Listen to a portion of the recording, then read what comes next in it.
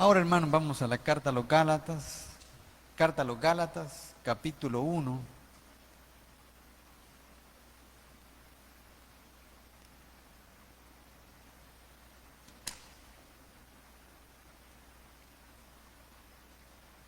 Carta a los Gálatas, capítulo 1.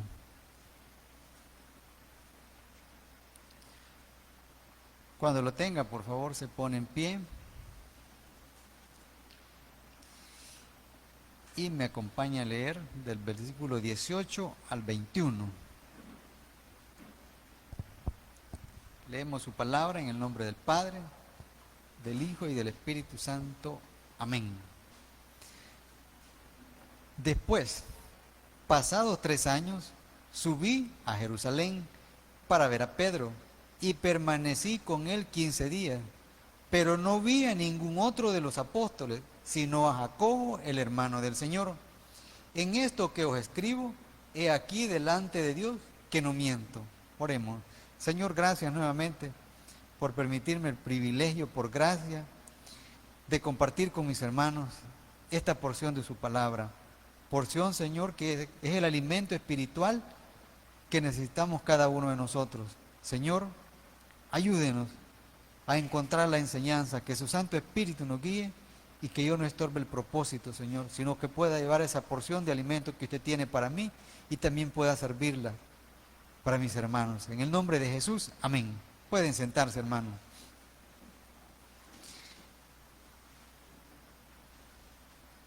Comienza esta carta el apóstol Pablo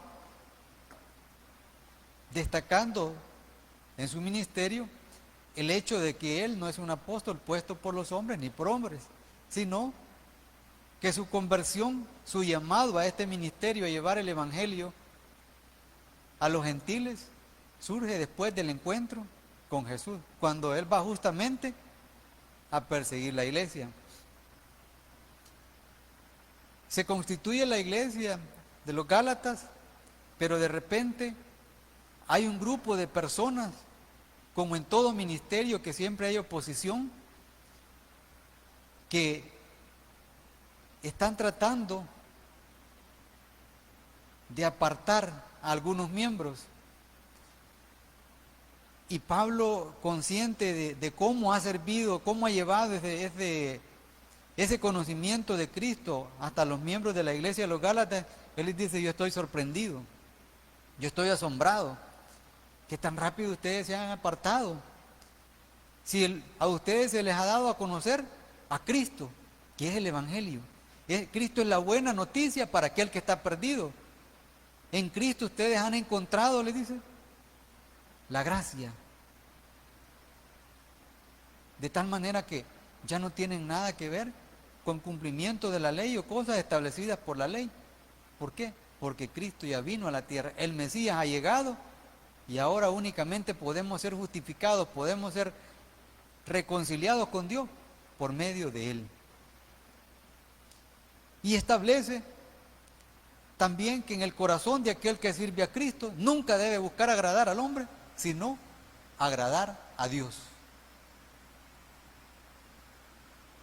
Después de su encuentro con Cristo, 3 años, él se aparta y luego regresa a aquella ciudad en donde, hacia donde él se conducía a perseguir la iglesia, a la iglesia de Damasco.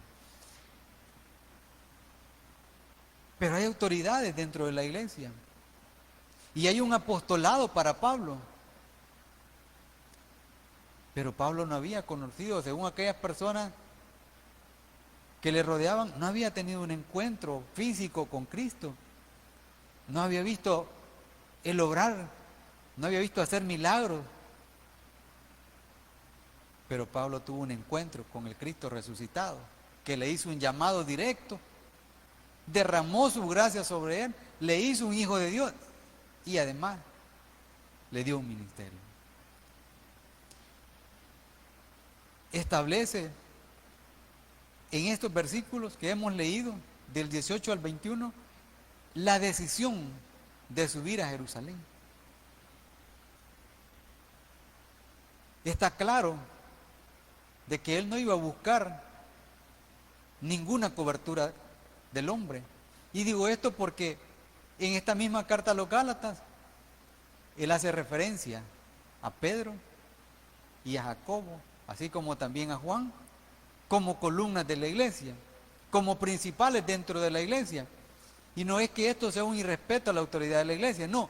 Lo que Pablo está diciendo, o lo que Dios nos dice, es el hecho de que dentro de la iglesia debemos de estar plenamente identificados. Dentro de la iglesia debemos de estar conscientes de que somos diferentes. De ahí el título de este mensaje. ¿Por qué nosotros somos diferentes? Yo puedo decir fácilmente, yo soy diferente porque me dan el privilegio inmerecido de estar aquí parado. Y si nos vamos a la ropa, porque ando de blanco, cada uno anda de color, un color diferente. Somos diferentes en estatura, pensamos diferente, actuamos diferente. Pero la palabra de Dios nos permite a nosotros darnos cuenta en qué nos identificamos. La identidad, hermanos, se define como aquel conjunto de características propias de una persona o de un grupo de personas que les hace diferentes, que les distingue de los demás. Entonces, nosotros como cristianos, ¿por qué somos diferentes? ¿Y por qué nosotros debemos identificarnos? Primera razón. ¿Quién nos ha llamado? ¿Por qué somos diferentes del mundo? ¿Y por qué nosotros tenemos una misión, un sentimiento en común? ¿Por quién nos ha llamado? Dice siempre esta carta a los Gálatas en el capítulo 1 y versículo 15. Pero cuando agradó a Dios, que me apartó desde el vientre de mi madre y me llamó por su gracia. Todos los que estamos aquí y los hermanos que nos ven de manera virtual, compartimos esta condición. A Dios le agradó. Y vea qué grande es esto. ¿Habrá acaso para cada uno de nosotros algo más grande que esto? Dios le llamó a usted. Dios me llamó a mí.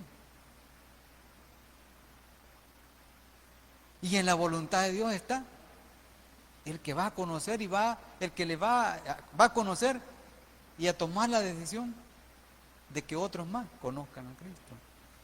Entonces, si nosotros decimos que pertenecemos a la iglesia, nosotros como miembros del cuerpo de Cristo, debemos de tener presente que es a Dios a quien le ha llamado, ¿verdad? A Dios a quien le ha agradado el llamarnos a cada uno de nosotros, pero para formar un cuerpo. Entonces nosotros debemos de ser como estos 5 dedos en esta muñeca de la mano. Actuar todos coordinadamente. Pero esta mano tiene algo que le dirige y es mi cerebro.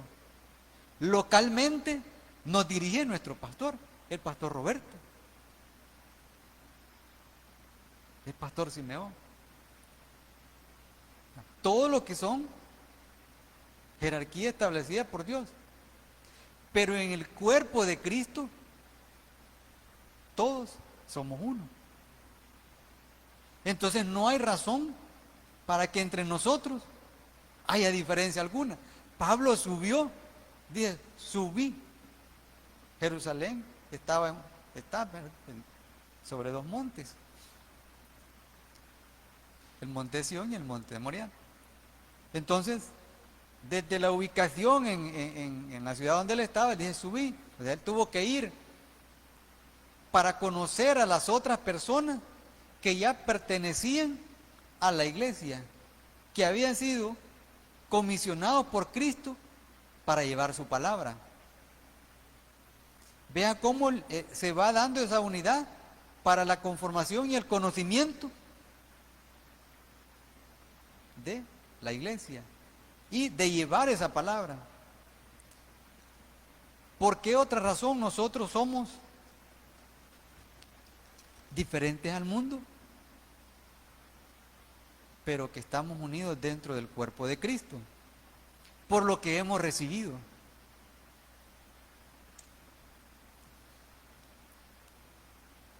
Váyase por favor a Hechos.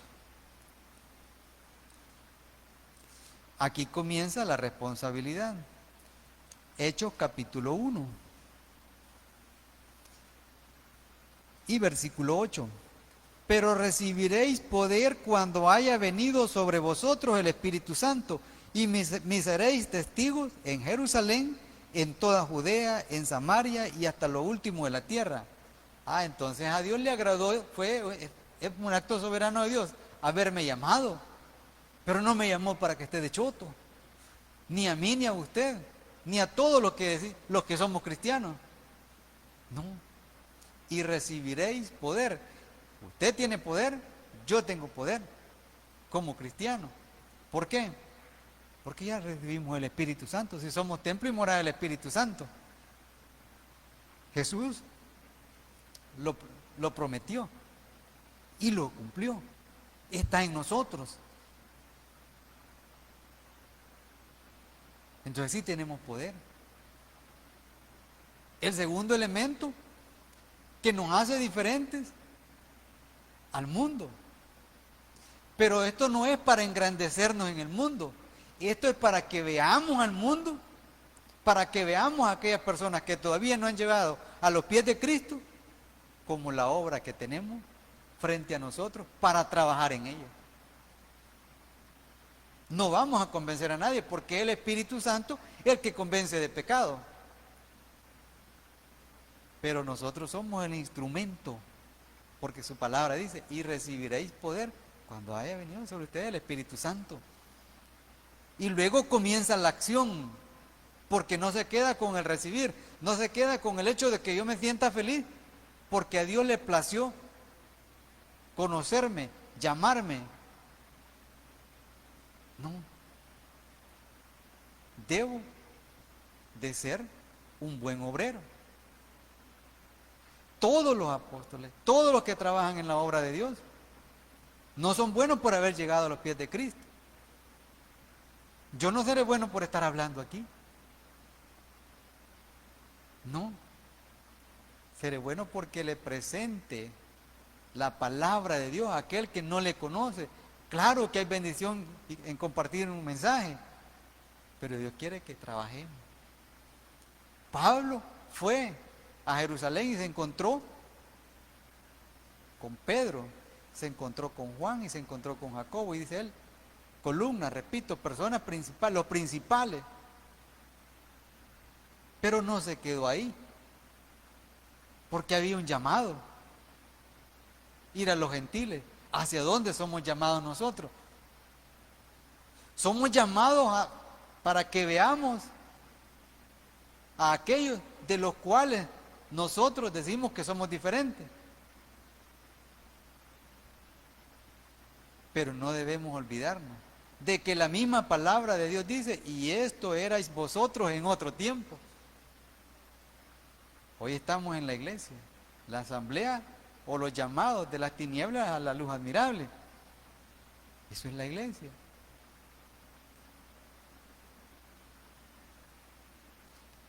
Tercer elemento. Esperanza. En cada uno de nosotros hay esperanza. Acompáñenme a la carta a los Colosenses. En la carta a los Colosenses encontramos en el saludo a la iglesia de los Colosas algo bien bonito. Algo bien bonito que debería de destacar en el corazón de cada uno de nosotros. Dos elementos importantes. capítulo 1, hermano. Vamos a leer los versículos del 5 al 6. Esperanza. Pero permítame leerle desde el versículo 3. Siempre orando por vosotros, damos gracias a Dios, Padre de nuestro Señor Jesucristo, habiendo oído de vuestra fe en Cristo Jesús y del amor que tenéis a todos los santos. Fe.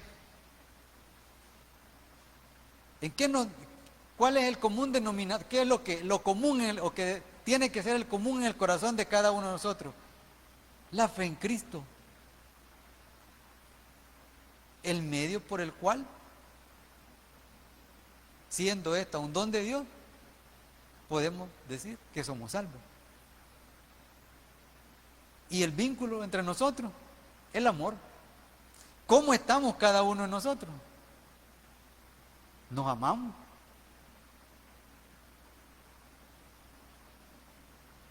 Eran dos cosas bien importantes en la iglesia de Colosas. Ahora bien, habiendo oído de vuestra fe en Cristo Jesús y del amor que tenéis a todos los santos, a causa de la esperanza que os está guardada en los cielos, de la cual ya habéis oído por la palabra verdadera del Evangelio, que ha llegado hasta vosotros, así como a todo el mundo, y lleva fruto, y crece también en vosotros desde el día que oísteis y conocisteis la gracia de Dios en verdad. Aquí surge una necesidad.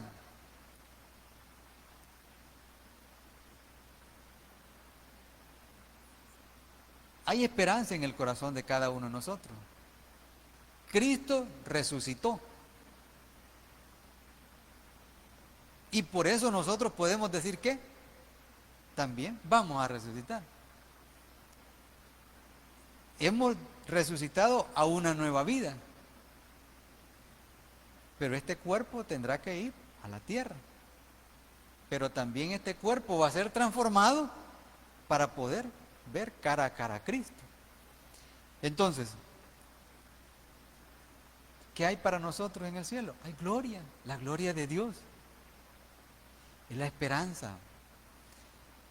Pero dice este versículo, que ha llegado hasta vosotros así como a todo el mundo, y lleva fruto y crece también en vosotros. Está llevando fruto en nuestras vidas. Se está llevando fruto. ¿Qué somos? ¿Qué hacemos nosotros en la obra de Cristo? Establecemos nuestra diferencia con el mundo porque venimos los miércoles, venimos los viernes, venimos los domingos, nos reunimos los sábados. ¿Por qué? Salimos con una Biblia desde nuestra casa. O porque nos estamos gozando de esa nueva condición, de esa nueva vida, de haber sido tomado del dominio de Satanás y llevado al reino de Cristo. Antes éramos esclavos del pecado, ahora somos hijos de Dios, tenemos libertad espiritual. Si nosotros estamos llevando fruto, si nosotros estamos llevando una vida agradable a Dios, si nosotros estamos tratando de vivir siendo parte no solo de la nueva condición, sino de aquellos que presentan el Evangelio, de aquellos que dan a conocer a Cristo, a los que todavía viven en tinieblas, estamos dando fruto. Pero si no, tenemos problemas. Y podemos decir que somos cristianos y no se discute la salvación. Cristo murió una vez y hasta ahí, por cada uno de nosotros. Pero nosotros no estamos haciendo la parte que nos corresponde. Somos malos obreros. Y la palabra de Dios nos llama a que debemos de trabajar de tal manera que cuando nos presentemos ante Dios, seamos aprobados. Estos versículos hablan de la vida de Pablo y de cómo él buscó ese encuentro, buscó esa unidad con los otros apóstoles, pero plenamente convencido de que él era un llamado de Dios, que era un llamado directo de Cristo y que tenía una misión que cumplir.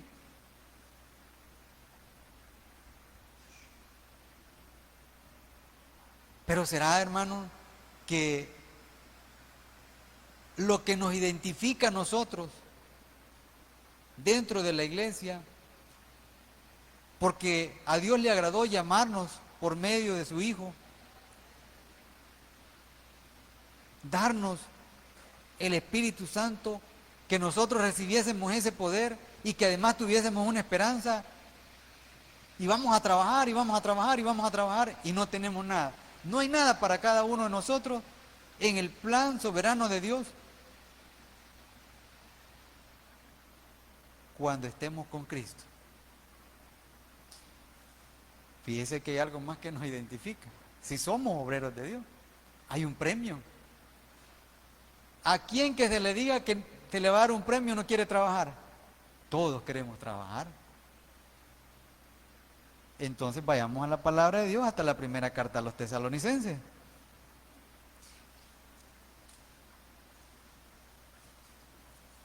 Primera carta a los tesalonicenses, capítulo 2, versículo 16.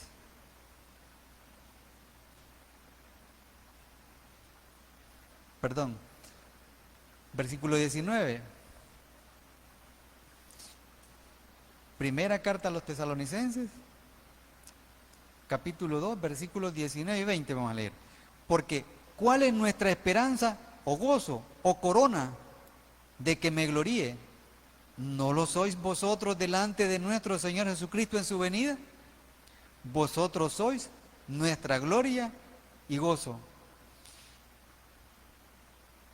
La palabra de Dios establece que nosotros vamos a tener que pasar por un tribunal. Nosotros vamos a tener, después de que Cristo nos llame a las nubes, hay un acto de celebración, hay una celebración. Entonces, para todos, en esa celebración o en ese tribunal, ninguno va para condenación. Es un tribunal de premiación, que la palabra misma dice que se van a recibir coronas, pero que esas coronas van a ser puestas a los pies de Cristo. Entonces, para todos aquellos que participemos de presentar el Evangelio, lo que nosotros, hermanos, escuchamos con frecuencia una frase: los ganadores de alma. Esta es la corona. Entonces, si nosotros no teníamos motivación alguna hasta este momento para evangelizar, aquí está. Hay corona, hermano. Hay corona para cada uno de nosotros. Dios ya lo tiene establecido. Aquí se manifiesta el amor de Dios en el corazón de cada uno de nosotros. No solo para que digamos, bueno, sí, estamos plenamente identificados, repito, porque Dios nos llamó, porque nos dio su Santo Espíritu, porque hay una esperanza en el corazón de cada uno de nosotros, sino porque también Dios tiene una corona y debemos de trabajar. Nosotros estábamos perdidos, nosotros estábamos en esclavitud, pero ahora estamos en la luz, ahora estamos gozando de libertad, una libertad que nos ha dado Cristo, una libertad a la que debemos llamar a aquellos que todavía no le conocen. Podemos pensar ahora, estamos en medio de una pandemia, dificultades.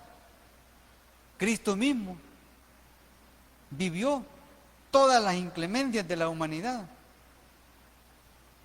pero nos dijo que no nos preocupáramos, porque Él había vencido el mundo. Pablo, en el cumplimiento de lo que Dios le encomendó, tuvo cantidad de problemas, pero nunca dejó de trabajar. Entonces la pandemia no debe ser razón para que nosotros dejemos de trabajar. Le comparto a repetición, porque ya lo hice varias veces, Y lo hago también como una manera de pedirle a Dios por mi familia. Ahí está nuestro Jerusalén, de Hechos 1:8. Aquellas personas, aquellos miembros amados de nuestra familia que no conocen a Cristo. Ahí es donde nosotros debemos de comenzar a trabajar. Ahí es donde nosotros debemos de comenzar a vivir esa identidad que tenemos con Cristo. No es fácil. Pero ni en la vida de Cristo en la tierra, ni en la vida de Pablo fue fácil. Entonces no tendría por qué ser fácil para cada uno de nosotros. Pero sí hay una gran motivación. Lo que acabamos de leer en la primera carta a los Tesalonicenses, en el capítulo 2, versículos 19-20, una corona. Pensemos por un momento, qué bonito o qué gozo podrá experimentarse en ese momento en que Cristo dé una corona y se nos dé el privilegio de ponerla a los pies de Él, por haber trabajado para llevar su palabra, por haber trabajado para atraer, no para convencer, porque repito, convence el Espíritu Santo, para atraer a los pies de Cristo a aquellos que no le conocen. Hay una gran motivación, hermano. Solo debemos de vivirlo en nuestro corazón, no solo de memorizar que nosotros hemos sido y seguimos siendo objetos del amor de Dios, y que en nosotros mora el Espíritu Santo. Y repito, que guardamos una esperanza. Hay que trabajar. Hermano, que a nadie nos detenga. Que nada ni nadie nos detenga. Con una corita de saldo. Usted puede ahora agarrar un paquetito y compartir un mensaje. ¿Qué tal si en el momento que nosotros compartimos un versículo bíblico con una persona, es el momento en que el Espíritu Santo lo está tocando para convencerlo de pecado? Ya podemos decir que hemos trabajado para recibir una corona. Esa es la invitación de este día. Estamos identificados en el cuerpo de Cristo y eso nos hace diferentes al mundo, pero nos vuelve obreros de Dios, nos vuelve obreros de Cristo. Vamos a orar, hermano.